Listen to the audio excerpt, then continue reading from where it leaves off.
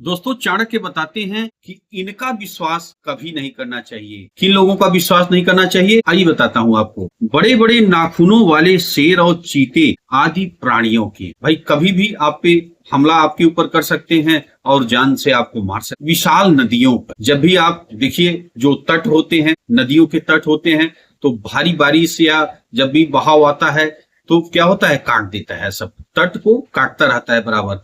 तो आप देखते हैं जो भी नदी के किनारे बसते हैं, जो भी बस्तियां बसती हैं, तो उजड़ती रहती हैं, बनती रहती हैं, उजड़ती रहती हैं, बनती रहती। तो ये चाणक्य ने बताया है। जो बड़े बड़े सींग वाले जानवर है ना, जैसे सांड और हैं, वो सब बड़े सींग वाले हैं ना, इन पर विश्वास नहीं करना चाहिए, है ना, इनसे सावधान रहना चाहिए। जो लोग शस्त्र धारण किए रहते हैं, शस्त्र लिए रहते हैं, राइफल बंदूक ये सब लिए रहते हैं, भाई कभी भी क्रोधित में आ गए, कभी भी क्रोधित हो गए, कोई बात हो गया तो कभी भी फायर कर सकते। और देखिए कहते हैं, स्त्रियों तथा राजा से संबंधित कुल वाले व्यक्तियों का विश्वास कभी नहीं करना चाहिए। अब ऐसा चाणक्य ने क्यों कहा है? चाणक्य ने कहा है कि चंचल स्वभाव वाली स्त्रियों पर विश्वास नहीं करना चाहिए। इस तरह के कई उदाहरण प्राचीन ग्रंथों में आपको मिल जाएंगे। राजा से संबंधित राज सेवकों और राजकुल के व्यक्तियों पर भी विश्वास करना उचित नहीं। वे कभी भी राजा के कान भर कर आपका अहित करवा सकते हैं। इसी के साथ वे